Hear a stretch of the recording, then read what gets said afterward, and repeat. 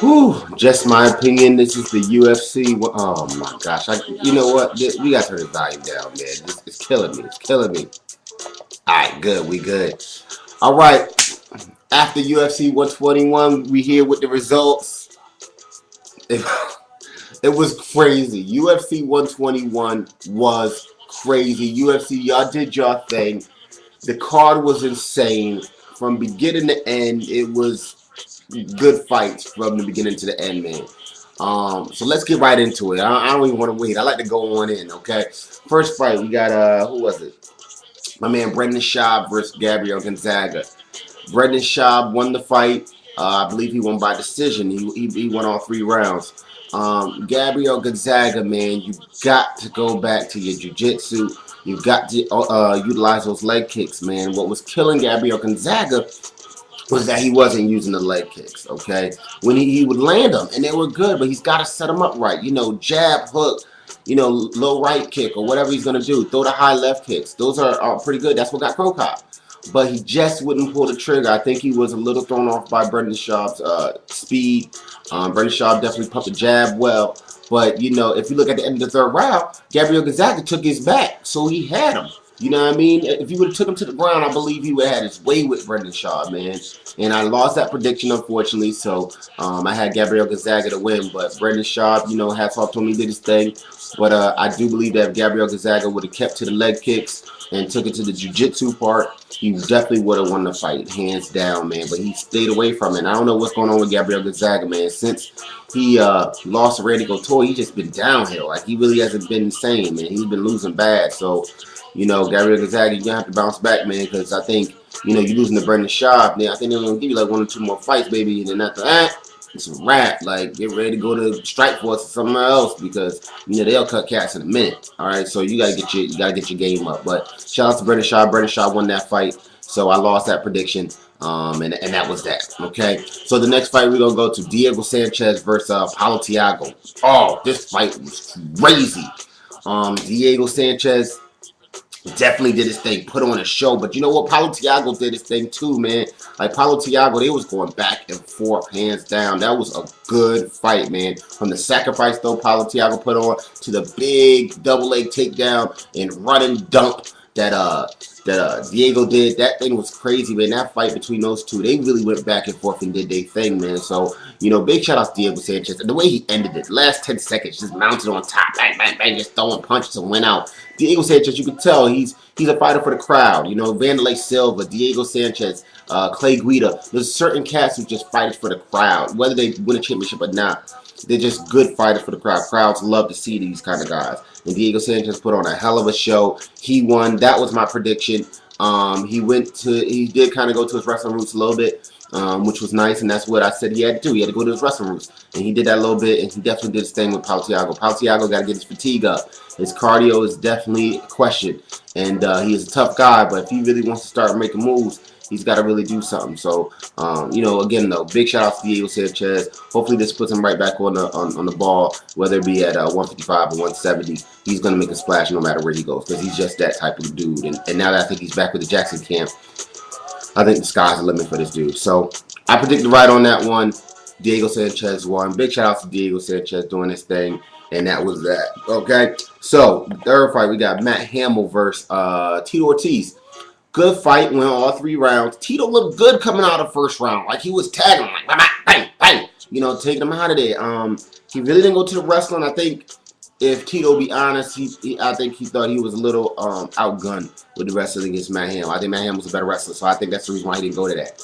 But the first round, Tito Ortiz, I thought won the first round. But the second and third, Matt Hamill picked him apart, man. You saw it on his face. You saw Tito's face tore up, and then he got the takedowns. And Tito wasn't getting up, you know what I'm saying? He was on top of him. He was staying on top of him. So, big shout outs to Matt Hamill. That was my prediction for Matt Hamill to win. And he did. And Matt Hamill just did a good job. He did his thing. And, shout outs to Matt Hamill. He defeated him. And he did it classy, too. He didn't get back and forth like Tito like to kind of mess with you a little bit. He did it classy. He won the fight. And I got to give Matt Hamill his credit. He definitely did his thing against Tito Ortiz. So that was another prediction that I won that I got right. So that was that. Jake Shields versus Martin Kampman. This was a good fight too. Went all 3 rounds. Martin Kampman looked pretty good. Well, no, let me take that back. He really actually didn't look that good. Let me stop lying. He just wouldn't pull the trigger, man. He wouldn't punch. He really wouldn't kick. And I think he was too afraid of getting taken down. And I see why. Jake Shields dominated him on the ground, yo. When he got him on the ground, it was hard for Martin Kampman to do things. But Martin Kampman was a better conditioned athlete. So I thought in the third round, toward the end of the third round, he should have kept coming at him and just kept on coming forward and just drilling him down and snatch and take him down and beat him that way. But he really wouldn't do that, man. He was really on some, like, really tentative. He wouldn't let his hands go. And even in the clinch, he wouldn't push off and just go ahead and light him up. You know what I'm saying? He wanted to play his game. Like, he kept on trying to do like a, I think it was Japanese bow tie or kind of like a variation of a darts choke. And he kept on trying to work that. But again, Jake Shields, who's like a 20-time Brazilian champion and whatnot, not gonna get that off. You know what I'm saying? I don't care how fatigued and bad he is. He got to be dead tired for him to be. And then more than likely, he still ain't gonna tap. So Martin Kampman should have stayed away from that. He should have went to the bread and butter, which is his hands, and beat him up. The boy was fatigued in the third round. You saw all over him. Martin Kampman should have turned on the heat, but he didn't. So Martin Kampman lost that fight. You know what I'm saying? He can't blame nobody else but himself. And Jake Shields won the fight. Now, here's how I feel. This is not a good weight class for Jake Shields. I think we all seen that. You saw by the dehydration and the weigh-in, as well as the actual fight when he got fatigued. And Jake Shields went 5 rounds with Danny Henderson. So how the hell you tired in 3 rounds in the UFC? Could have been jitters a little bit, but at the same time, he looked bad. Okay, he needs to go up to 185 and fight in the middleweight division. I think he'll be more comfortable. Won't be as bad of a weight cut, and there's great competition there. And who knows? I mean, after 1 or 2 fights there, the boy probably get Anderson Silva, who I think is going to win and keep the championship forever. So that's how that pretty much goes with that. So, I had Martin Kampman to win, unfortunately. But, Jake Shields pulled it out. He did his thing. So, I got to give him that credit. And, that's what it was. So, I'm going into the main event 2-2. You know what I'm saying? So, right now, I'm nervous. Like, I think everybody else was. You getting ready for the big one. Cain Velasquez versus Brock Lesnar. This is the big boy. These are the big boys. This is what everybody came to see. You know what I'm saying? The first Mexican heavyweight champion, potentially, versus the longest streak of heavyweight champion with Brock Lesnar. And let me tell you, Cain busted that ass. Bottom line, like I said was going to happen. I mean, it was a clinic from beginning to end. Brock, you can't keep that kind of pace. He shouldn't have ran out there with that pace. He couldn't keep pace with that. Brock Lesnar was tired at about 2.5 minutes of round 1. It only lasted 1 round. So, you know what I'm saying? It goes back to what I was saying. Shane Carwin provided the blueprint on how to beat Brock Lesnar. He said if you got good cardio, if you have good wrestling, if you have good strikes, you can beat Brock Lesnar. Cain Velasquez, good wrestling, good strikes, great cardio, and he beat him down. I mean, he got taken down twice, jumped right back up. I counted the first takedown, took him 8 seconds to get back up. 8 seconds to get back up from this fool, from Brock Lesnar. And then he got taken down again, and that was like a split second to get back up. This dude, Cain, is a monster. I'm trying to tell people, man, there's certain cats in the UFC that, to me, got the potential to go all the way and do their thing. It was Frankie Edgar, and you see he's a champion now. Cain Velasquez, who's a champion now. And John Jones, who I think will one day be the champion. And that's not because they're on streets or because they're hyped up. I just see the skill set. And I think these cats could go all the way. And Cain did it, man. Cain is a monster. He beat the snot out of Brock. Listen, Brock ain't have a chance in the world. Brock was running out the damn ring. This boy was trying to take off. I think if the ring wasn't there, he would have took off into the crowd and been at my house in Philly. It was insane, man. It was crazy. That's why I got the, Borico Morena, in the background celebrating Latinos and blacks. Because to me, it was a big win for everybody, but definitely, the Hispanic community and, black folks, we good with that too. But he definitely did the same, man. He just dominated from the beginning. It was a clinic, and that's the scary thing about this dude, Cain Velasquez. Let me just touch this a little bit. Cain Velasquez is a scary dude. Okay, this dude is a dominator, man. He's got the potential. I know he's fighting Junior Dos Santos next, and possibly even Shane Carwin down the line.